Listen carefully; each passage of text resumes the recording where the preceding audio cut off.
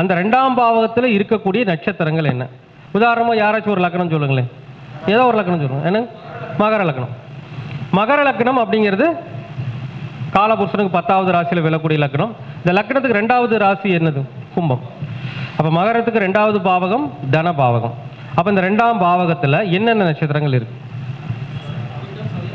அவிட்டம், சதயம், பூரட்டாதி, இந்த 3 நட்சத்திரங்கள் இருக்கு. நீங்க பிறந்த நட்சத்திரம் என்ன? மிருகசிரிஷம், 4ஆம் பாதம். இப்போ நல்லா பார்த்துக்கோங்க, இந்த இவருடைய லக்னத்துக்கு 2வது ராசியில் இருக்கக்கூடிய நட்சத்திரம் அவிட்டம், சதயம், பூரட்டாதி. அவர் பிறந்த நட்சத்திரம் மிருகசிரிடம். இப்போ இந்த மிருகசிரிஷத்துக்கு இந்த அவிட்டம், சதயம், பூரட்டாதியில் எது தாராபலன் வரும்? சதயம். சதயம் ஸ்டார் வந்துட்டார் இல்லையா? சதயம் ஸ்டாருக்கு வந்தாலே பணம் வர ஆரம்பிச்சிடும்.